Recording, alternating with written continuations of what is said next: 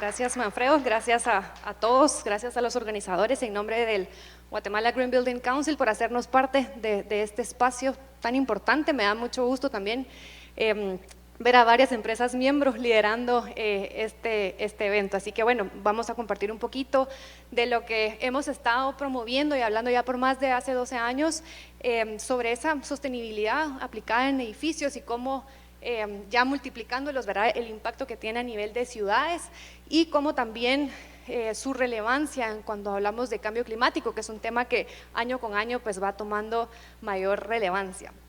Para quienes no nos conocen, somos el Guatemala Green Building Council. Nuestro propósito y única razón de ser es lograr que en Guatemala construir sostenible sea la única manera de hacerlo, crear incidencia, ¿verdad?, hacer ver el rol de nuestro sector en cómo podemos impactar positivamente en la sociedad, en la economía y por supuesto en el medio ambiente de nuestro país.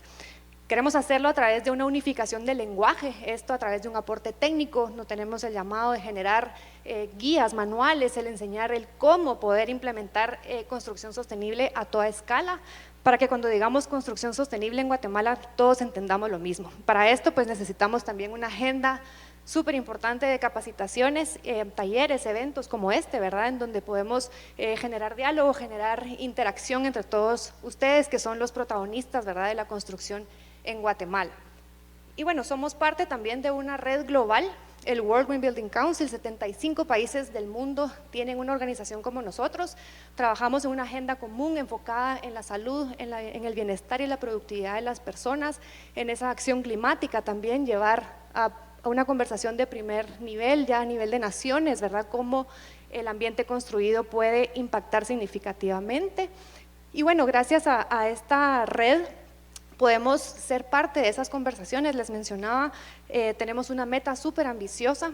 Queremos la total descarbonización del ambiente construido para el año 2050, lo cual pues es súper importante esta plataforma porque nos permite estar en conversaciones a nivel global, pero ejecutando acción a nivel local a través de esos 75 GBCs.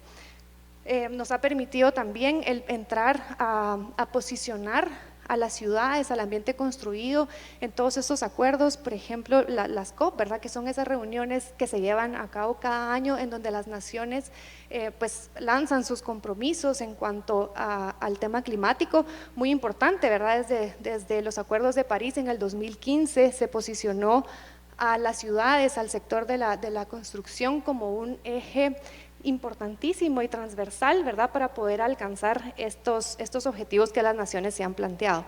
Sabemos que ya 83 países han incluido en sus NDCs, que son esos compromisos contribuciones nacionalmente determinadas, de los cuales Guatemala también es signatario. Como guatemaltecos tenemos también ese compromiso de que nos toca tanto a sector público como a sector privado alinearnos hacia eso, y cada acción que tomemos pues que aporte, ¿verdad?, al alcance de esa meta global.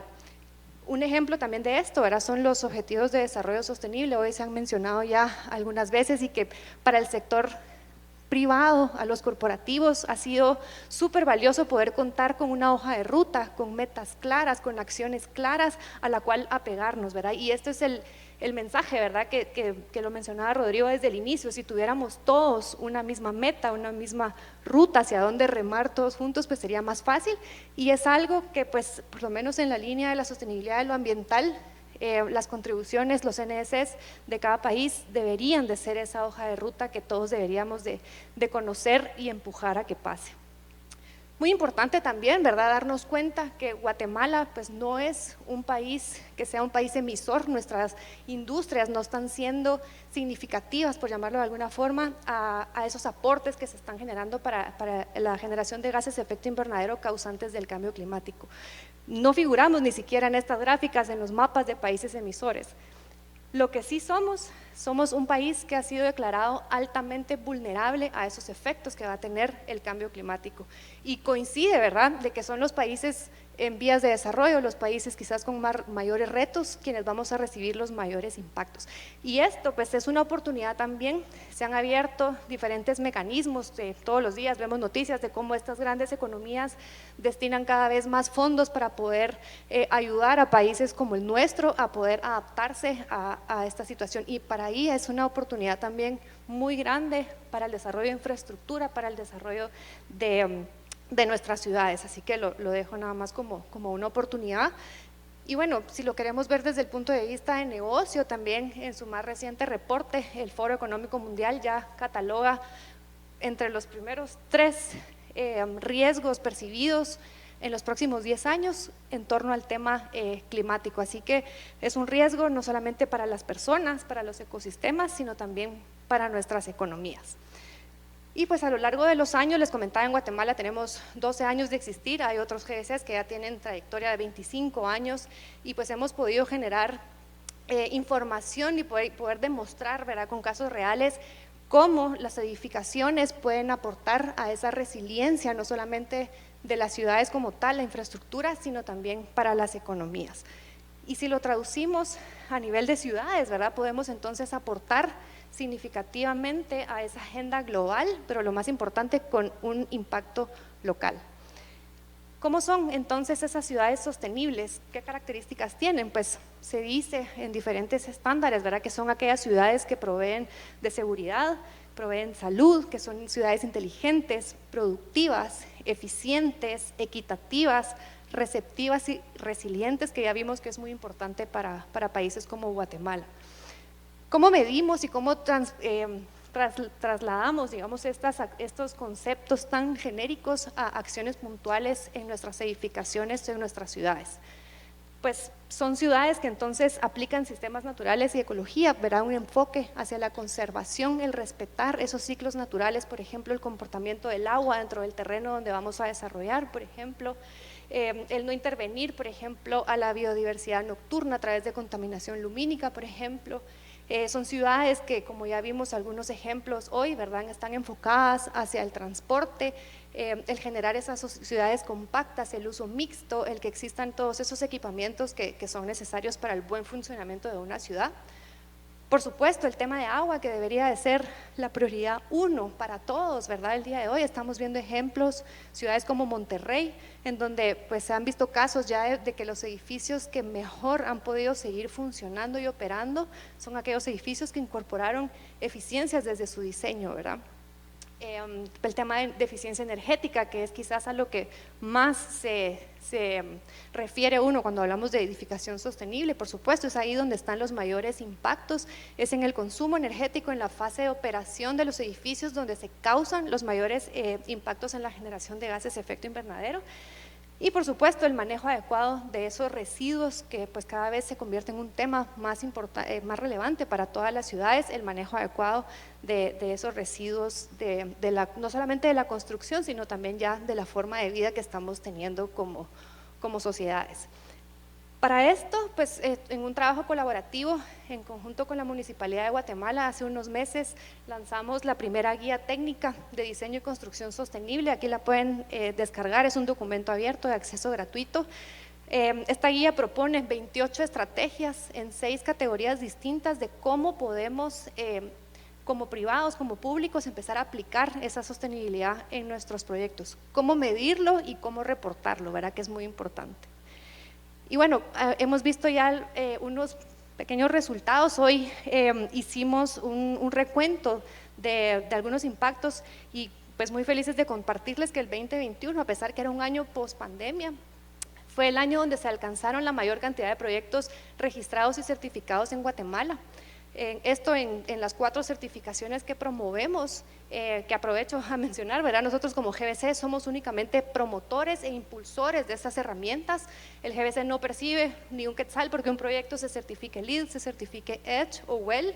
La única herramienta que nosotros administramos es Casa Guatemala, pero han sido herramientas que han sido súper importantes para poder generar data, poder generar métricas, ¿verdad?, que nos permita a nosotros compararnos y poder acceder a esas oportunidades que les mencionaba al demostrar, ¿verdad?, que estamos desarrollando y construyendo de una manera sostenible. Interesante ver también, ya que se va diversificando la tipología de proyectos, vemos ya proyectos de oficinas, quizás era lo más común, están empezando a surgir los usos mixtos, naves industriales, universidades, ya el primer edificio de gobierno está certificado LEED y EDGE, no sé si sabían, el despacho del ministro del Ministerio de Ambiente tiene ambas certificaciones, así que bueno, vamos viendo cómo va creciendo ese interés. ¿Por qué está pasando esto? ¿Por qué fue ese empuje?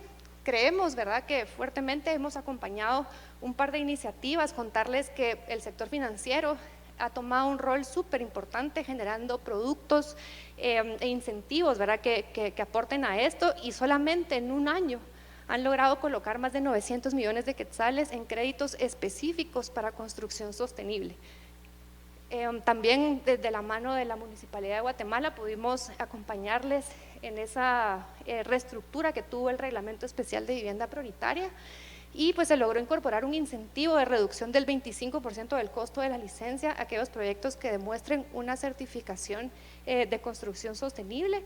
Y pues esto definitivamente vino a empujar, ¿verdad? Si vemos, es un pie que se va armando de beneficios y donde le va haciendo cada vez más sentido al desarrollador enfocarse hacia la sostenibilidad.